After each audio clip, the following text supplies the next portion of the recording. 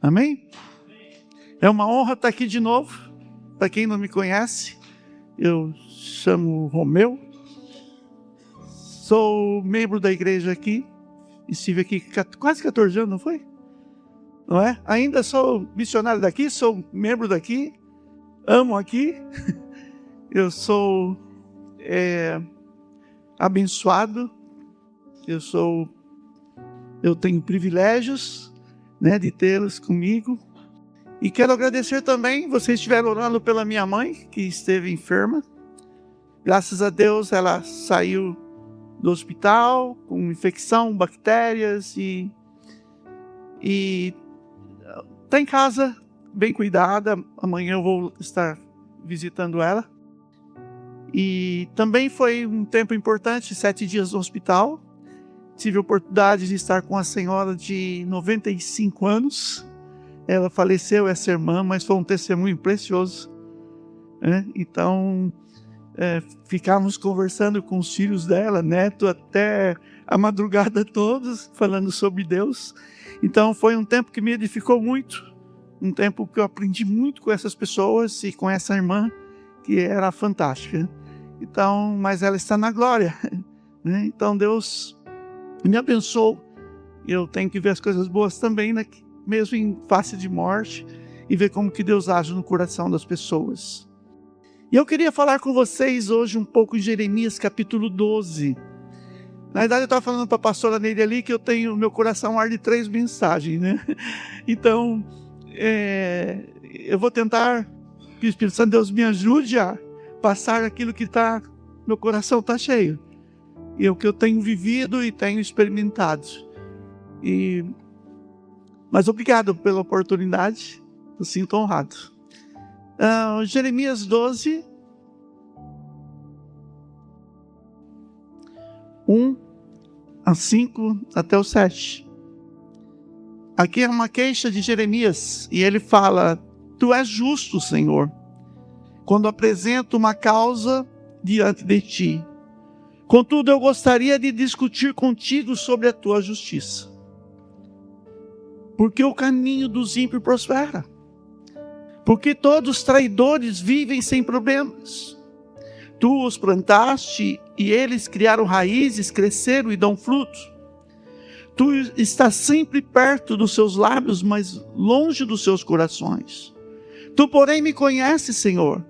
Tu me vês e provas a minha atitude para contigo. Arranca os ímpios como a ovelhas destinada ao matadouro. Reserva-os para o dia da matança. Até quando a terra ficará de luto e a relva de todo o campo estará seca? Perece os animais e as aves por causa da maldade dos que habitam nesta terra, pois eles disseram: Ele não verá o fim que nos espera. Se você correu, a resposta de Deus a Jeremias, se você correu com homens e eles o cansaram, como poderá competir com os cavalos? Se você tropeça em terreno seguro, o que fará nos matagais junto ao Jordão? Até mesmo seus irmãos e a sua própria família traíram você e perseguem aos gritos. Não confie neles, mesmo quando lhe dizem coisas boas. Abandonei a minha família, deixei a minha propriedade e entreguei aquela a quem amo nas mãos dos seus inimigos. Amém? É uma palavra que eu queria dizer para vocês, é que a vida cristã não me traz popularidade. Hoje, a maior parte das pessoas, elas se ofendem com qualquer palavra de Deus. As pessoas se sentem feridas quando a verdade de Deus é apresentada aos seus corações. Pessoas reclamam que o pastor às vezes está sendo duro e está batendo de frente, quando deveria trazer uma mensagem mais leve, mais mansa, não é? Parar de falar certos assuntos. Então, a palavra do Senhor, ela vai ofender a vida das pessoas em todo o tempo. Porque ela penetra ao ponto de juntas e medulas. Ela é profunda nas nossas vidas. Mas a vida cristã não me traz popularidade. A mensagem como pastor, às vezes, não me traz popularidade. E não é para trazer mesmo, é para viver, é para pregar somente. Não é?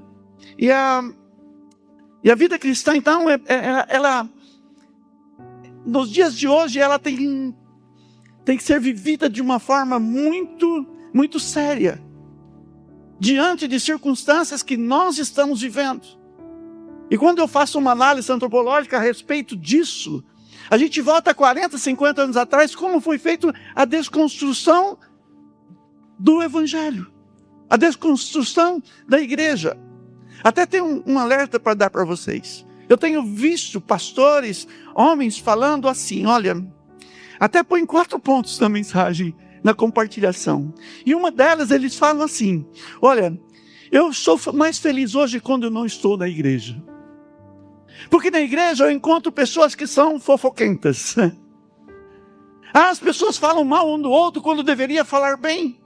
Lá as pessoas se competem, lá as pessoas brigam. Eu estou feliz por não estar dentro de uma igreja, porque eu sou a igreja.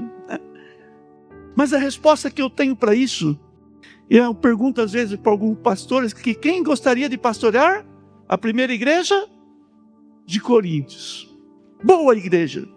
Acepção de pessoas, não é? Não sei se saía cadeirada, mas brigavam, levavam irmão na justiça, tomavam ceia dignamente, não é? Pecado que nem havia no mundo, havia entre eles. Mas Paulo, ele escreve o quê? A igreja de Jesus que está em Corinto. Então eu quero dizer para você, com essas mensagens que muitos vocês estão ouvindo na mídia, é já para detonar a tua mente, levar a tua mente a concordar que a igreja não é lugar para citar. Então isso é demoníaco. Porque a igreja é o lugar mais precioso que nós temos como cristão. Ela tem dificuldade? Tem. Ela tem tudo o que eles falam, é verdade, não é mentira. Mas ainda é a igreja de quem? De Jesus. Ela é preciosa.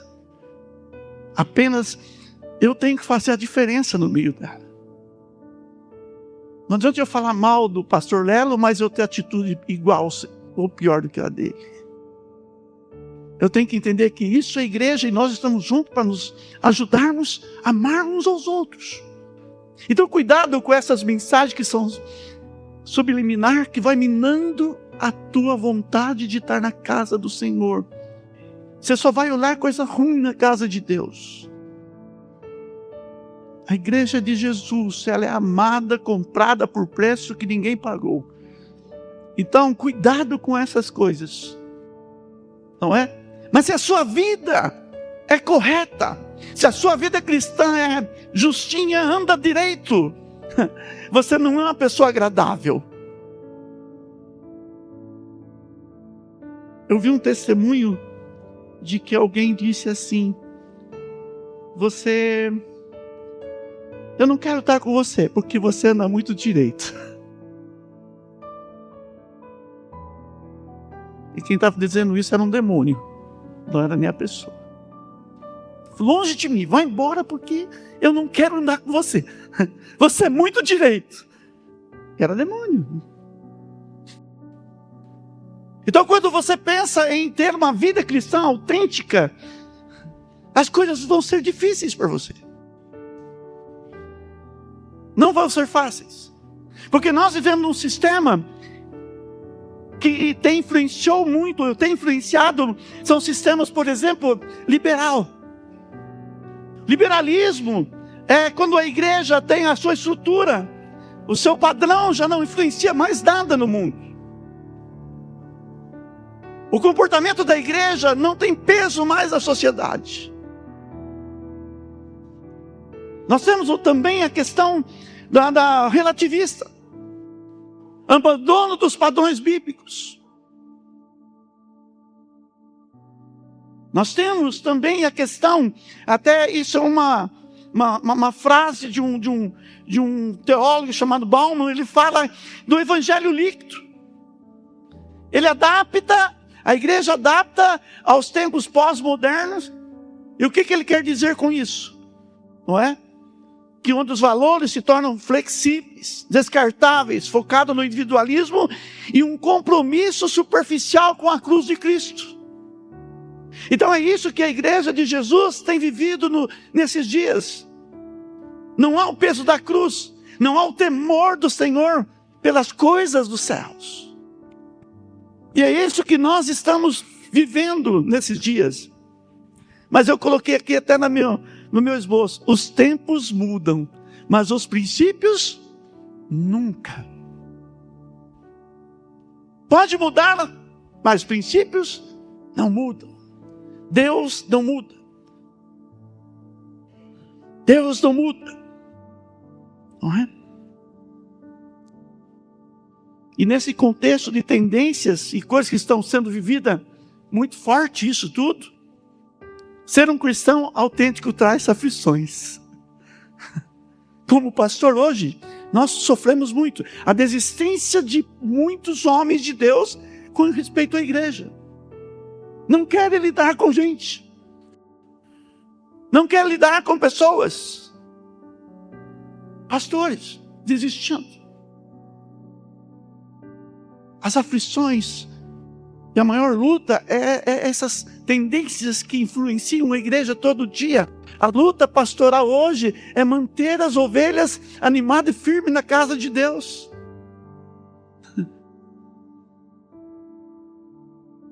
Por quê? Porque perdeu-se a paixão pela igreja. Perdeu-se o desejo de estar na casa do Senhor. Perdeu a vontade de aprender de Deus. E se eu não gostar daqui, eu vou para outro. Não gostei da cara do pastor? Vou achar outro. Mas vai achar nada, nunca. Não vai. E eu admiro pessoas que ficam 15, 20 anos na igreja, mudam por algumas circunstâncias, mas não por problema. É raro isso hoje. Mas os desafios que nós temos são enormes. E Paulo, ele fala em Timóteo: não envergonhe do evangelho, de testemunhar do Senhor, nem de mim, que sou prisioneiro dele, mas suporte comigo os meus sofrimentos pelo evangelho, segundo o poder de Deus. Suporte comigo os meus sofrimentos, como bom soldado de Cristo. Suporte os sofrimentos. Esse é o desafio de Paulo para nós. Como pastores, como irmãos. Porque se você vai na contramão de tudo do mundo, vai ter aflições do trabalho, na escola, na faculdade, em casa também, muitas vezes conflitos hoje na família, é absurdo. E eu, com essa questão de morte de pessoas, vivenciando minha casa, vivenciando outras situações, quando chega numa situação que exige da família um cuidado para com os mais velhos, quem vai fazer isso? Muitos não querem. E aí começam os conflitos dentro da casa, da família. Mas irmãos, não é? A pergunta, ou o que eu quero dizer para vocês, é que quando muitos vieram para Jesus, vieram que agora estavam livres de problemas. Vieram achando que estou livre e a vida vai se tornar mais fácil. E esse é um engano. Porque a palavra do Senhor diz que quando você não tinha o Senhor Jesus, você andava segundo Satanás. Você andava segundo os espíritos que atuam no filho da desobediência. Você fazia a vontade do diabo. Você fala para Jesus que tu é pecador, recebe Ele como Salvador, o Espírito Santo vem e habita em você, se torna o templo do Espírito Santo. Em 1 João diz que agora você é filho de Deus. Agora você arrumou um grande inimigo da tua alma, que é o diabo. Tem um livro que vocês podem ler depois. Ele fala sobre o discipulando, o discípulo do diabo.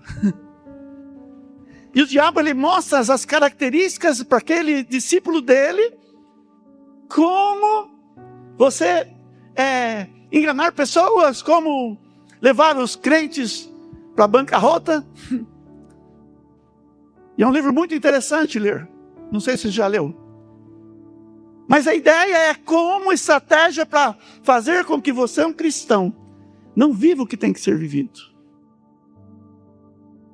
E sabe que isso aconteceu com Adão e Eva.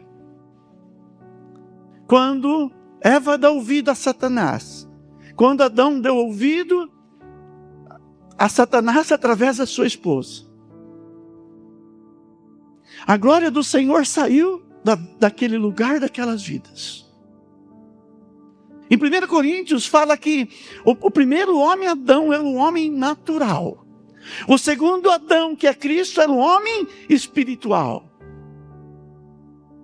O primeiro Adão era um homem carnal. Mas o segundo Adão, que é Cristo, é celestial. Agora em Cristo, depois que você recebeu o Senhor Jesus como Salvador, você não é mais natural. Você não é mais terreno, você é celestial. A tua posição em Cristo mudou. Você não é qualquer um, você deixou de ser direcionado por Satanás, o teu espírito estava morto, agora o Espírito Santo trouxe vida. O teu espírito é habitado pelo Espírito Santo de Deus. Tu é um homem celestial. Mas a pergunta, por que você gosta de querer viver o mundo antigo, terreno, humano, carnal, sendo que a sua posição já não é mais essa? Sendo que a sua posição é celestial. Por que você quer viver aquele pezinho lá no mundo? Não é normal isso. Não deve ser normal mais para nós. A gente luta. Não está dizendo que a velha natureza não luta dentro de nós. Quem não tem batalha aqui dentro? Só eu. Você também tem. Qual é a musiquinha que nós cantamos? E o pecado vem e faz o que para mim? Me chama. Todo dia. Não é assim com você? Ou você é bom demais? Não. Então nós temos uma outra perspectiva. E na perspectiva humana, sem Deus, ou com Jesus no coração, mas afastado dele, você só tem angústia, aflição e dores. Você é pobre. Você está doente. Deus separou você, te coloca numa posição de vencedor, numa posição especial, onde você tem acesso a Ele, onde você tornou filho dEle, amado, e concedeu o Espírito Santo para morar em você. É inevitável que você deixe de ter batalha. Não deixe de ter batalha. Não deixe de ter lutas. Vivia na contramão. E para viver na contramão da vida, você vai sofrer aflições. Ah, mas não foi para isso que eu fui para Jesus. Quando nós lemos Neemias, fala sobre reconstrução.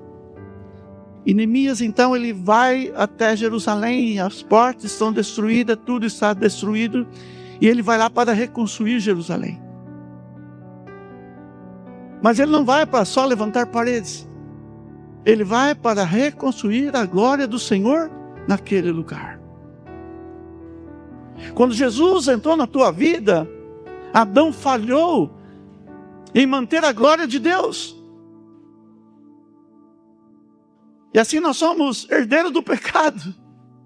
Mas Jesus veio para restabelecer a glória de Deus nas nossas vidas.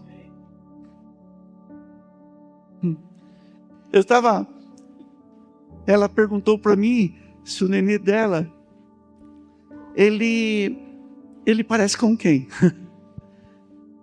Claro que eu falei que é dela, não?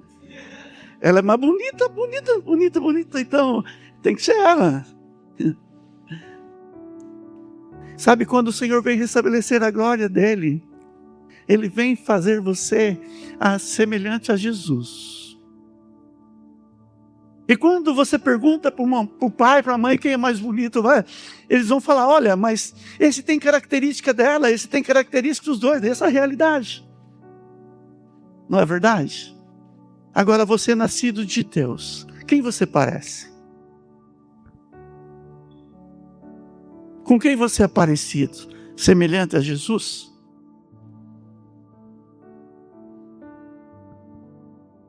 Você vive igual Jesus, semelhante a Jesus? Porque se você vive semelhante daquilo que é a glória do Senhor na tua vida, você vai ter problema. E acontece que Jeremias, ele teve problema, ele teve um chamado de Deus, porque o povo estava virado as costas para Deus, cavaram cisternas rotas. E Deus, então, ele vai ter essa queixa com Deus, e Deus fala com ele. Não é? E ele reclama, então, tem essa conversa com Deus e fala, mas por que prosperam? Por que fazem isso? São felizes, não é? Mas não querem saber de ti. Aí o Senhor dá a resposta. Se você, Jeremias, andando com os que correm, correndo com o que corre a pé, estás aflito? E se corre com quem corre a cavalo? Mas sabe que Deus diz no 6 e 7? Jeremias, é muito mais difícil que eu tenho passado. A coisa mais difícil para Deus é disciplinar aqueles que Ele ama. É tratar naqueles que Ele ama. Mas quando Deus está tratando com o povo aqui, não era a vontade de Deus que ter feito aquilo, mas era algo necessário que tinha que acontecer.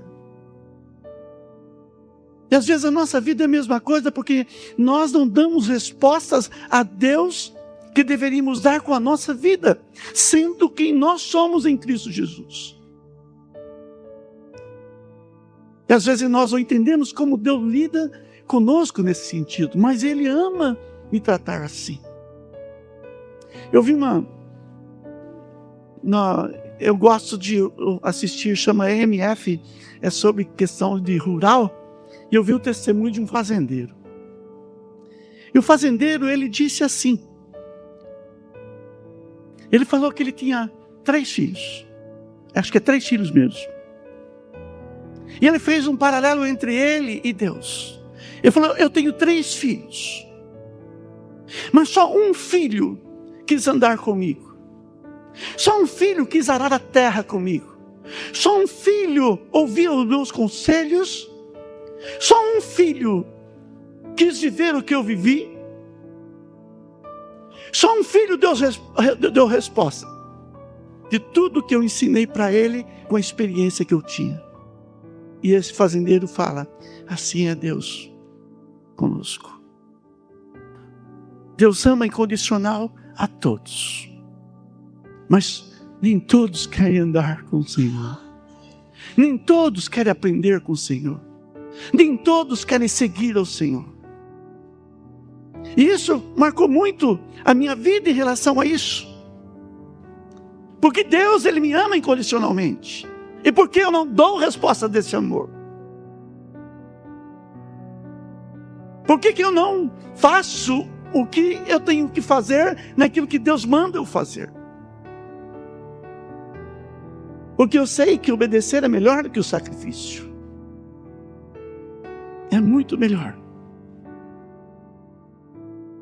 Deus ama-nos incondicionalmente. Ama você, meu irmão. Eu não sei como você é com Deus. Eu não sei como é a tua vida, mas Ele te ama incondicionalmente. Ele te ama. Ele te busca todo dia. Mas às vezes você se faz de surdo e cego. Às vezes você fecha o coração para Deus, porque você quer viver coisas que sabe que Deus não vai aprovar. Às vezes nós fazemos que nem nossos filhos fazem. Você vai experimentar isso.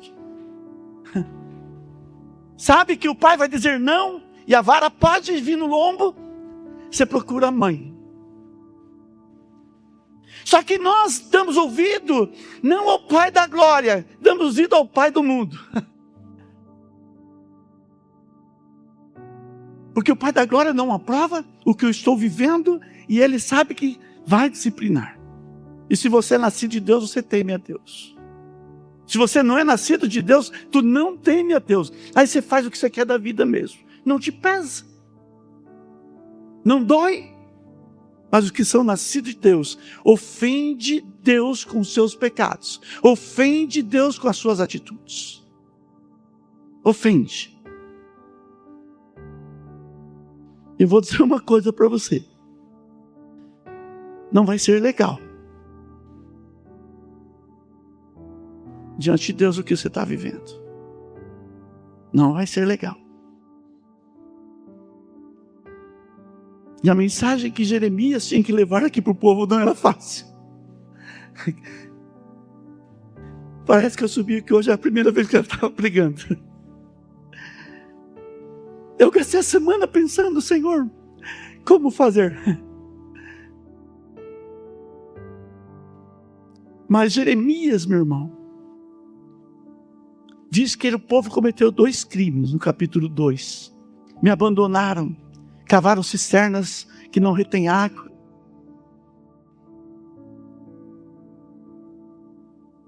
Estabeleceram ídolos. E qual é o teu ídolo? Você fala, eu não tenho, mas tudo aquilo que toma o lugar de Deus na sua vida é ídolo.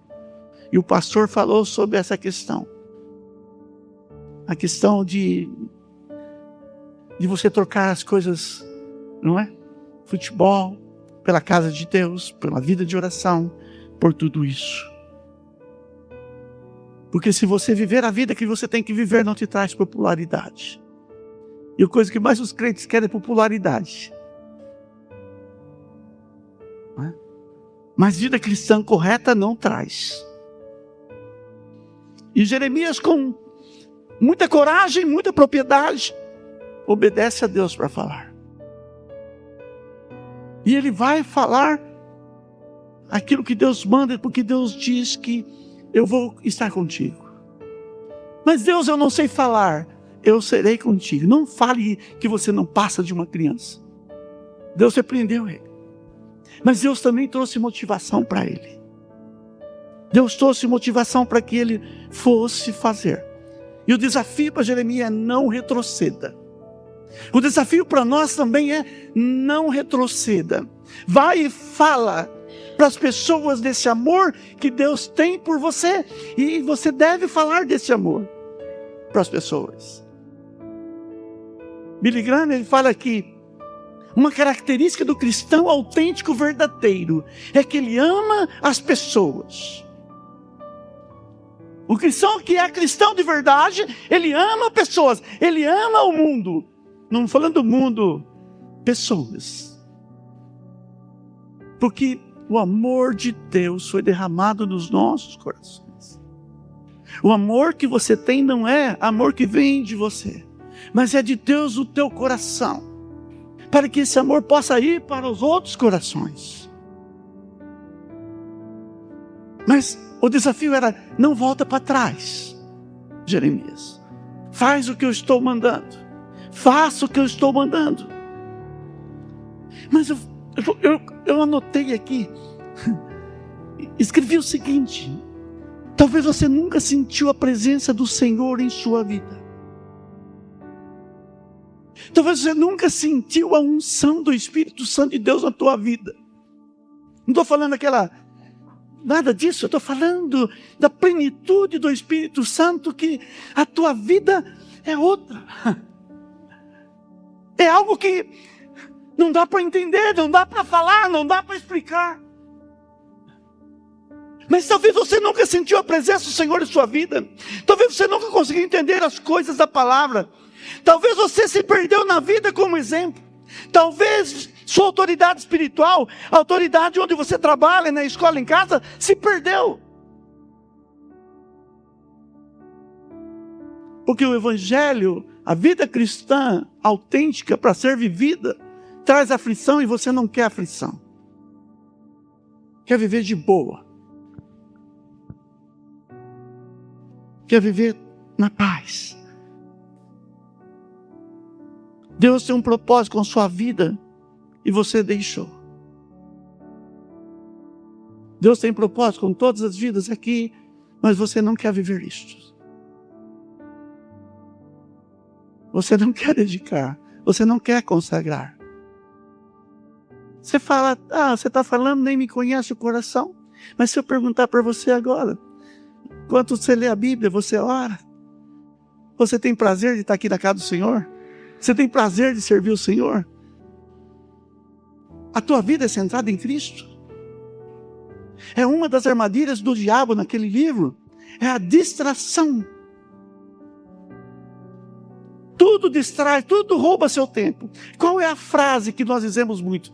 Estou cansado. A vida é corrida. Não tenho tempo. Você diz isso? Alguém pergunta como você está, o que você fala a primeira coisa? Estou cansado. Você lê a Bíblia? Não tenho tempo.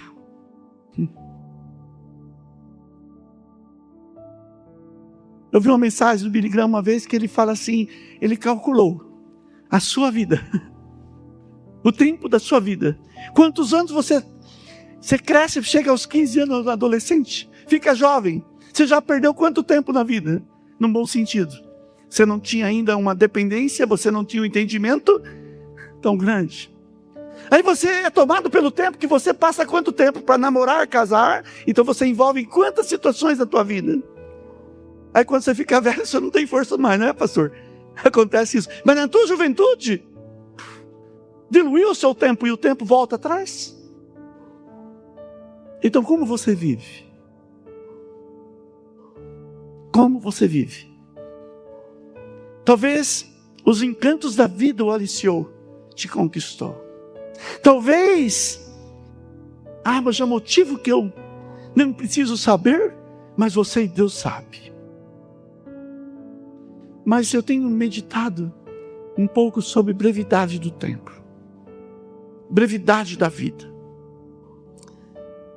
E acompanhado a morte de algumas irmãs desse tempo, depois eu falo de outra.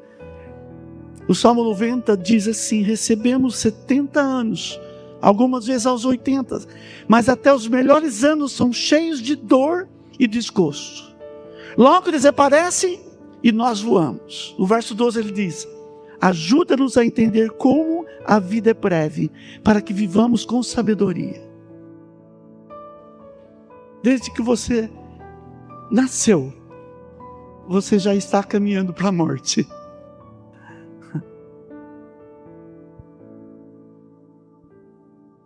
A questão é como eu vivo a minha vida.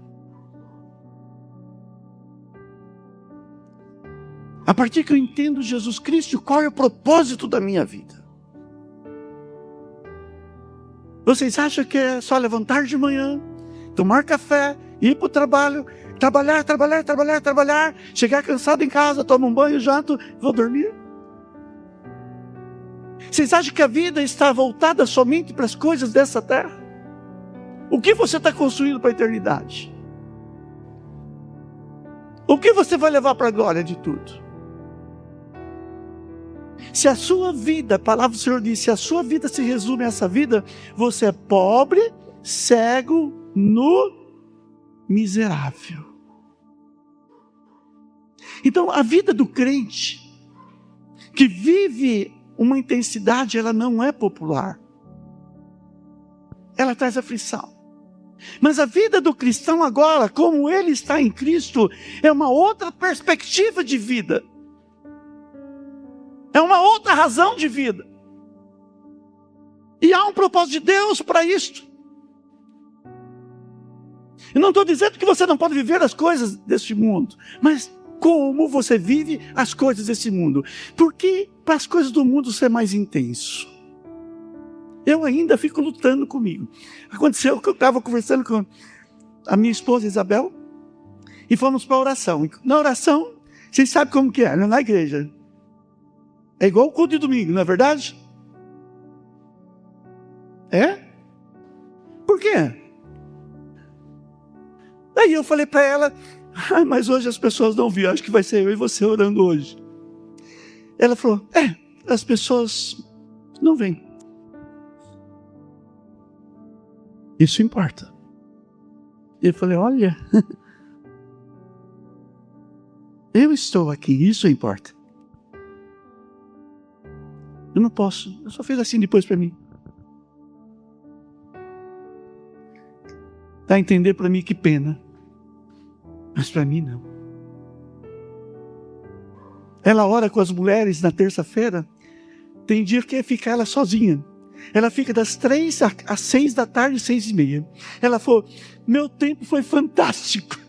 Estive sozinha, li a Bíblia, orei, clamei por todo mundo que eu tinha que fazer. E os outros? Não sei. Eu fiquei feliz da vida com isso. Porque eu falo, desculpa a expressão, eu falo, a bicha é mais doida do que eu. Aquilo lá, mas é uma benção. Mas desde que você nasceu, você entrou no processo de morte. E a pergunta é, o que é a sua vida? Deus já tem marcado o seu dia.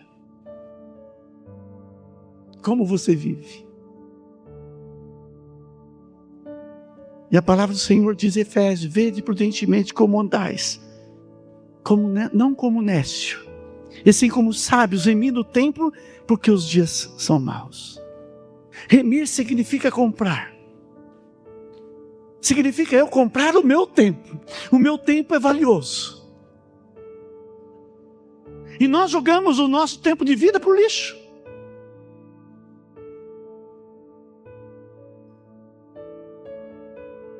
Nós perdemos tempo. Remir o tempo, você tem que poder sobre ele, viver em tempo, quer dizer que você não vive as coisas frívolas, sem valor, mas você vive com sabedoria. Vive as coisas sem importância. Às vezes o dedinho da gente fica na internet, sobe e desce, vendo aqueles negocinhos lá que sobe e cada um trazendo a mensagem, ensina a fazer isso, fazer aquilo, outro fala aquilo, um monte de coisa, e o dedo sobe, você vai até madrugada às vezes com isso. Já está viciado. Tem um monte de viciado dentro da igreja. Café, não é? Na comilança, e um monte de coisa. Aí a gente fala dos drogados aí fora, mete o pau neles, e na igreja um monte de viciado, né? Mas virou um vício. A vida é breve, meus irmãos. Reserve tempo para Deus. Você tem tempo para Deus? Não. Quem faz devocional aqui? Não esconde a mão. Você vai passar vergonha. Ninguém levante. E ele fala para remir o tempo, porque os dias são maus. Então remir é comprar o meu tempo, valorizar o meu tempo. E para você viver isso também, você vai ter aflições. Porque a maior parte da tua vida, você é roubado no seu tempo. A maior parte da tua vida, alguma coisa está tomando Deus da tua vida. Algum momento do teu dia, Satanás está usando uma situação para roubar a tua vida. E não é coisas grandes não, são pequenas. São pequenas. A tua ganância, a tua indisciplina, a tua perspectiva errada, você acha que você tem raiz desse mundo, que a tua vida é só essa vida, e amanhã? Eu vou falar, ontem, essa semana faleceu a mãe do Mário. Acho que a maior parte conhece o Mário lá, cristão. E ela foi para Lindóia, e lá foi internada no hospital. Aí a filha dela contando que chegava a enfermeira, chegava as pessoas, chegava o médico, e as pessoas saíam do quarto dela chorando. Sabe o que ela perguntava? Você já é crente? E começava a falar de Jesus para as pessoas. Mas uma coisa que chamou muita atenção, que ela falou assim: eu não quero que me entube, eu quero morrer, eu estou pronta para a morte. Eu já estou pronto para morrer.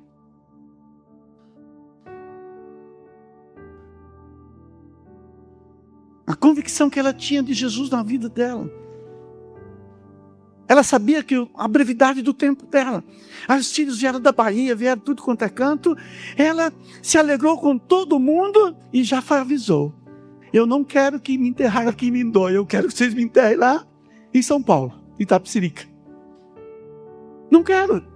Mas mãe, aqui, não, eu quero lá estão meus netos. E com convicção de que ia morrer. Coisa de doido, não é verdade? Tudo bem. Vamos pro velório. Chega lá, o Mário só falou assim: olha, eu não vou soltar rojão, vocês vão ficar escandalizados, vai pensar que eu estou alegrando que minha mãe morreu. Eu ia soltar rojão, não vou por causa de vocês. Sabe por quê? A minha mãe está na glória. A minha mãe é do Senhor. A minha mãe evangelizava. E nós estamos no Senhor porque a minha mãe investiu a palavra nas nossas vidas. Falava para nós. Orava por nós. E ela tinha parece que é livro, caderno, a foto que é só tinha pequenininha, preto e branco, e todos os filhos ali para a oração. A brevidade do tempo nos leva, quando nós pensamos nela, nos leva a depender do Senhor, nos leva a ver que a nossa vida não vale nada, que a nossa vida é pequena demais, que a única coisa que nós temos é a esperança da glória em Cristo Jesus. Mas enquanto isso não ocorre, essa brevidade não, você não está vivendo isso no sentido de esperando que vai morrer, ela tem uma vida para viver com sabedoria. Não importa se você vai ser popular ou não, não importa se a tua vida vai afetar alguém, se vão se ofender com você, mas não é problema. Mas você precisa viver aquilo que você é em Cristo Jesus. Você tem que viver aquilo que você foi conquistado por Cristo, conquistar outros. E eu tenho desafiado pessoas, porque há pessoas da nossa família que estão indo para o inferno e para vocês está tudo bem.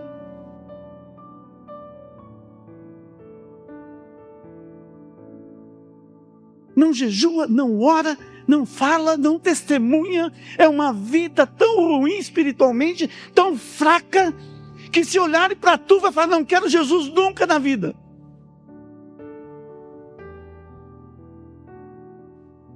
Então Deus está chamando gente para viver com sabedoria, para viver uma vida centrada em Cristo e caminhar aguardando a bendita volta dEle.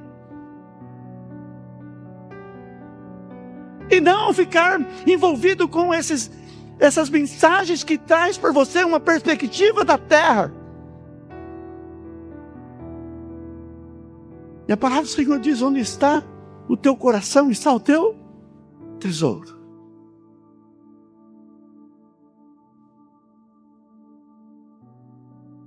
Então, o desafio para nós aqui é viver uma vida centrada em Cristo. Viver com sabedorias. E a palavra do Senhor diz: se você não tem, peça. Se falta sabedoria, peça que Ele dá. Mas você, se andar com Cristo de verdade, andar da maneira de Deus, tu não vai ser popular, não. Mas se você também não anda com Cristo, você está em perigo. Não estou falando de perca de salvação. Eu estou falando de um pai que corrige os seus filhos. E às vezes nós vemos situações acontecendo entre irmãos e não sabemos o que foi. Achamos que é uma coisa natural da vida, quando não é natural da vida. A minha esposa estava falando sobre a morte, a gente estava conversando, e ela falou assim: a Bíblia ensina que algumas pessoas antecipam a morte.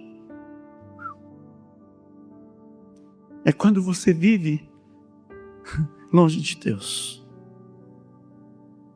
Você pode alongar a tua vida andando com Deus, mas você pode encurtar a sua vida quando você afasta de Deus. O maior problema disso está no fato, e o que tem me chamado a atenção, pastor, é que quanto mais eu converso com os crentes, mais eu fico triste e me abate. A maior parte dos cristãos não tem certeza de que Jesus é o Salvador da vida delas. Tem pessoas que falam para mim que eu estou lutando para ser salvo. E quando eu luto para ser salvo, eu anulo Cristo. Porque eu estou fazendo algo que não posso fazer e não vai resolver o problema. E sabe como eu vejo esses irmãos, os pastores estão ensinando isso? Quantas pessoas enganadas lutando dentro de uma igreja?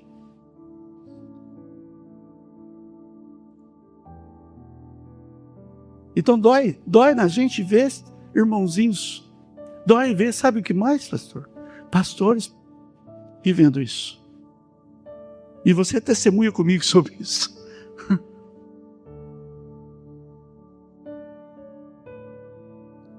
A pergunta será para você onde você vai passar a eternidade. A pergunta é por que você está vivendo essa vida? Pobre, cega, doente. Se achando o máximo, vivendo as coisas ali no mundo.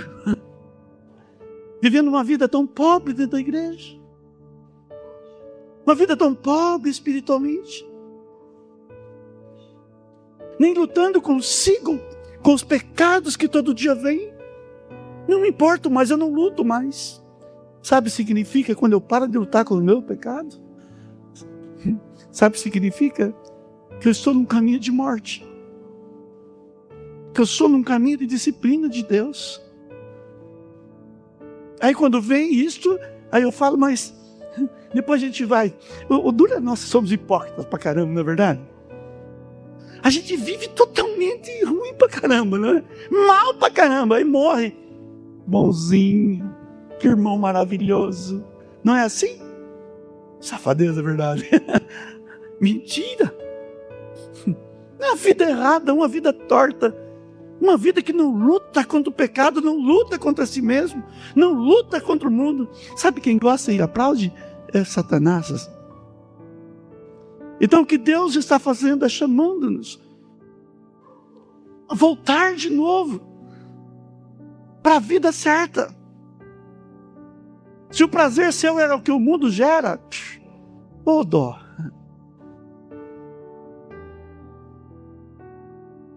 Jesus te chama para viver novos tempos, para viver com sabedoria, viver com propósito eterno.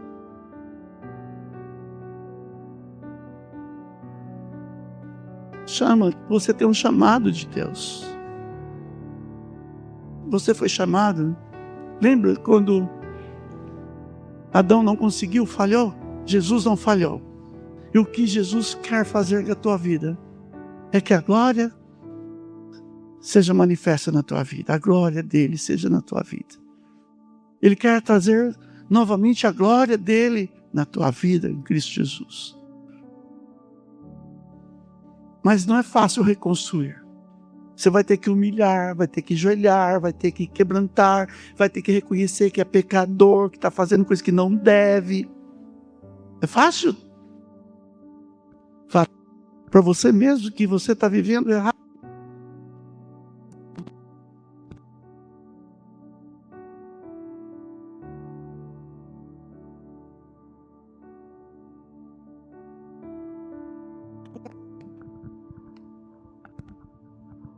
Quando Deus encontra um coração que se curva a Ele. Se Deus pensássemos aqui, pularia dessa altura de alegria com a tua vida, com a minha vida. Então Deus está chamando você ao arrependimento, para você voltar para Ele. Eu queria que você curvasse a sua fronte agora. Ele quer restabelecer a glória dele sobre a tua vida. Jesus tem poder para perdoar todos os seus pecados. Se você está vivendo na desgraça do pecado, na enfermidade que o pecado gera. Hoje é dia de você falar: Senhor Jesus, me perdoe. Sou louco, sou insano. Estou perdido, Senhor. Me cura agora. O ímpio não precisa de cura, quem precisa somos nós, crentes. O ímpio não precisa de libertação, quem precisa somos nós. O ímpio precisa de salvação. Agora nós precisamos ser libertos. E é isso que Jesus quer fazer na tua vida, na minha vida.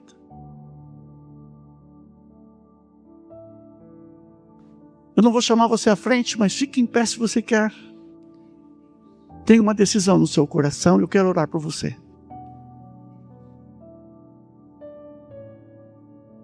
Alguém nessa noite quer restabelecer o relacionamento certinho com Deus? Quer voltar de novo a sentir a glória de Deus na sua vida? Alguém nessa noite? Ok. Senhor Deus e Pai, eu quero agradecer ao Senhor pela tua fidelidade comigo em ministrar essa palavra no meu coração. Eu quero pedir que o Senhor me ajude como ajude cada irmão que está aqui. Porque, Senhor Deus, a nossa vida precisa agradar ao Senhor. A nossa identidade, Pai, é semelhante à tua. Nós somos teus filhos, amados. Nós somos, ó Pai, resgatados para viver a glória, a tua presença, Senhor. Nós cantamos uma música aqui que fala sobre viver no santo do santo, Pai. Às vezes isso é mentira, vivemos nada. Nos santos do santo da terra, não da glória. E confessamos, ó Pai, que precisamos. Nos ajuda, perdoa nossos pecados, lava-nos e seremos lavados. Cura-nos, Senhor, e seremos curados. Liberta-nos, Senhor, e seremos libertos. Eu creio e oro e peço em nome de Jesus. Amém.